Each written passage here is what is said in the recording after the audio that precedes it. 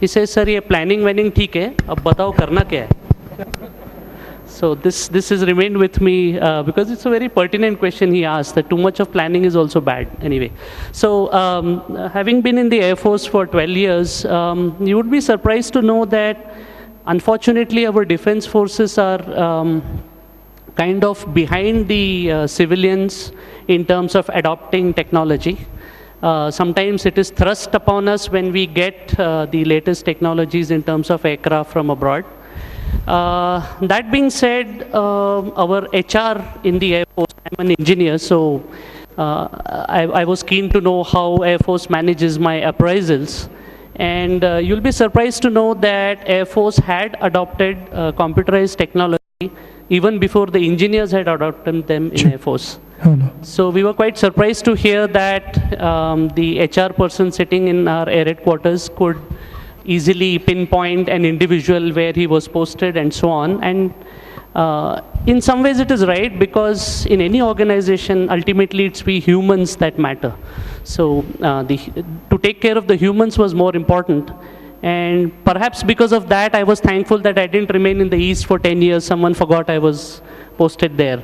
So it was wonderful, I mean, how they had implemented, and all the promotions, the appraisals happened through a computerized system. I had never been a witness to it, but I was told that even in the panel, I'm talking of early 90s, the panel could see the photograph, could see the profile on the screen from a computerized input, the average appraisal scores and so on.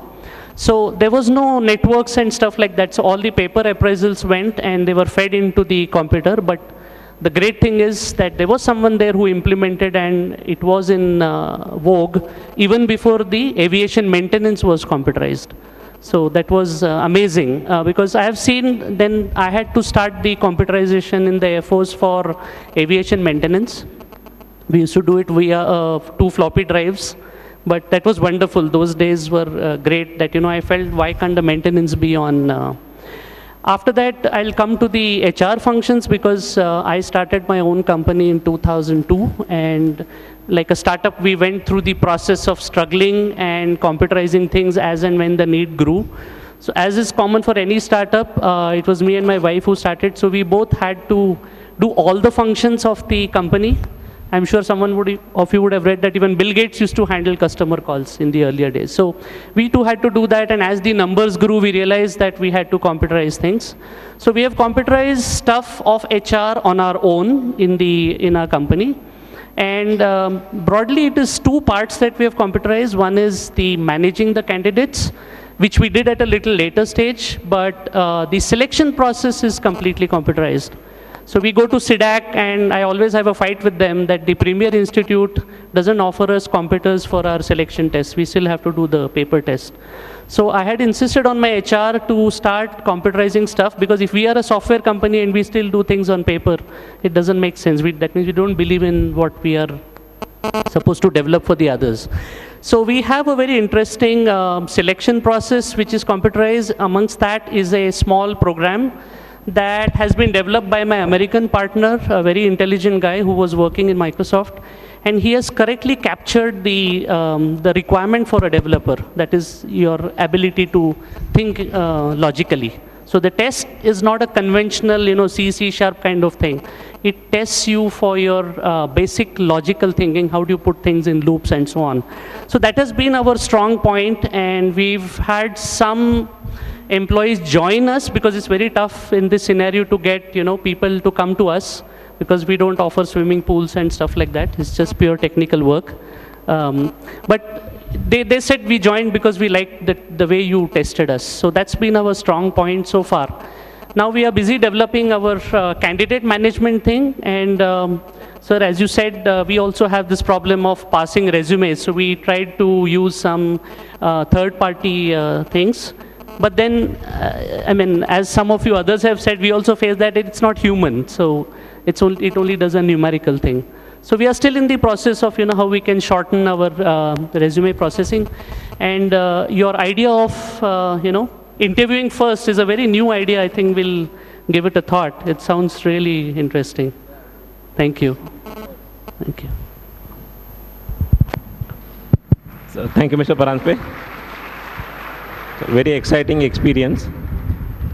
Mr. Deshmukh is a center head, and I know a center head is like a god. All buck stops there. Be it a logistics problem, be it a human problem, be it a software problem. Finally, he can't say, okay, let me pass it on to somebody. So from that perspective, Mr. Deshmukh, in the normal business operations, we know HR functions.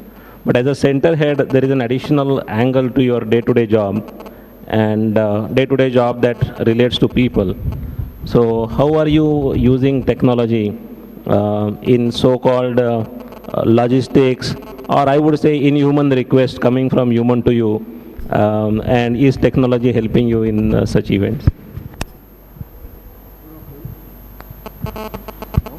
Good afternoon. So thanks, Satish. Interesting question. And as you have said, right, a buck should stop at you, because there is no other person like you can ask the solution of the problem. Yeah, but I will just start with since the basic topic, I will share one experience and which will relate to the basic topic, and then answer this question. I'm from a manufacturing background, so I worked in the manufacturing industry as a mechanical engineer. I was a part of Bajaj Auto, work in Mahindra, and then moved to IT. So, so I really experienced before 20 years, when there is no technology, everything is physical, right? Means even the parts you see physical, defects you see physical, and everything is related to people. There is no computerized systems, correct? So I had two experiences. One is when we were selected from a college as a campus. We have a good amount of people. We went there. We have completed our trainings, and one of our DGM called a couple of people based on your selection criteria, right? What do you want? So 8-10 people went there. Everybody from a good college with very high confidence. And if somebody like a DGM in a company like Bajaj Auto, if somebody asking you to come with your own options, you are so excited, right? So everybody created their own thing. I want to work in design. I want to work in R&D. Maybe one or two, very rare, say I want to work on the shop floor. So when we went there, and this gentleman has interviewed and said, excellent, this is what your planning should be, right? You can really excel in your career. We are all happy, right? After the interview, what he told, okay, Mr. Manoj, you ask R&D, right? Okay, go to shop floor. Okay, somebody asked I want to work in purchasing. So you are going to do the maintenance. And this person changed complete thing. When we left the meeting room, we are all heads down. But he told you do in this department, and after a year we'll meet, and then you tell us what you want to do. We thought this guy means, okay, we are now in the shop floor, let's focus on the shop floor, right? Surprisingly, after a year, once we complete our probation, the same person calls us, okay? Mr. DGM has called you for a meeting, all of them again together, working various department. And this person removes the notebook from his basically drawer and tells yeah, you asked for a R&D, right? But yeah, we have a similar department. If you're interested, you can go there now, okay? And we are zapped, right? How can a person remember such things or even store such things, right? Second example I have, after 10 years, I realized that I lost some certificate of Bajaj Auto, and which they need for joining. My IT company needs, nobody has asked till now. The first IT company was asking, okay, give me the certificate. So I thought I can't get it, right? I went to a couple of my friends who were working in Steel Bajaj and told, I need a certificate. Say, what man? Before 10 years, you left before 10 years. Says, okay, at least try.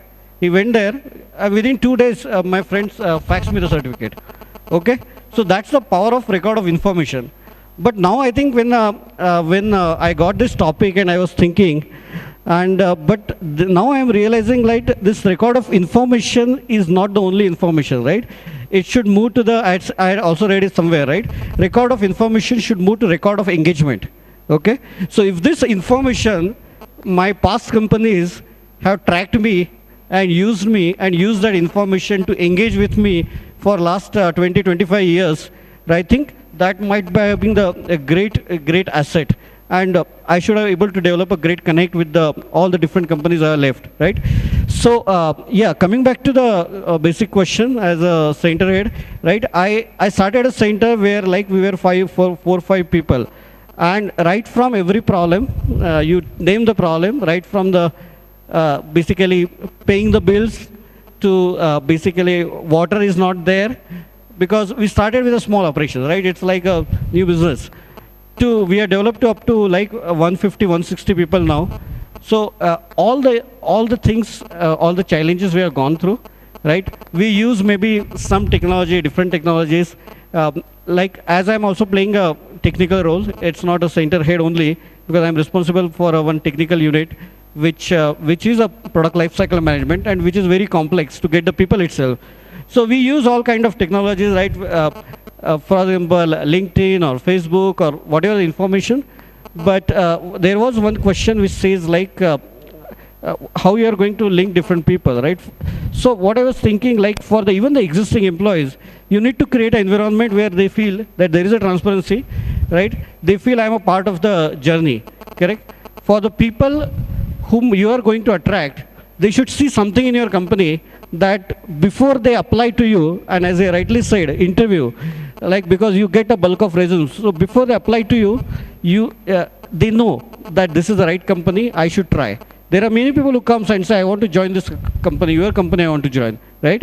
So that's a technology which we are going to use, right? For example, I gave the example, like the persons who have left the companies, right? You should also really able to track, right? The person who has left, for what reasons that person has left. For example, if somebody is saying like, I'm married and my husband is in Sydney, and that's the reason, the only reason I'm leaving. But if you can track that, if that guy is a really technical guy or that girl is a really technical girl, right? After some time, when I have an opportunity in Sydney, even after 2 years, I should able to connect to that person and say, now I have opportunity. Do you want to join us, right? If somebody leaves for a say marriage reason, you know, after 2 years they will come back, right? So instead of they coming back to you, why can't you go back to them and say like, now after 2 years, are you interested? Okay, so I think all these things cannot be possible without the use of technology.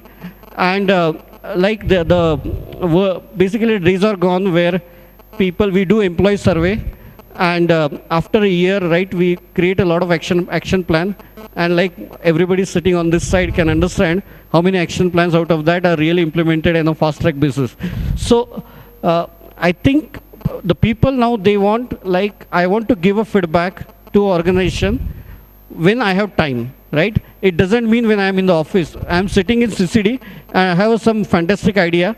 I will take my mobile, log in on the Facebook or log in on the LinkedIn or log in on some social network, which might be on the cloud for my company, give the feedback, and HR equally should maybe sitting in McDonald's and seeing that and try to see that when tomorrow I come, how should I act on that, right? It's not a 1 year thing. And as I say, like, we are feeling that problem because definitely we are working in the niche area and we need to attract people, we need to retain people. So all kind of different challenges as a technology head or as a center head we are facing.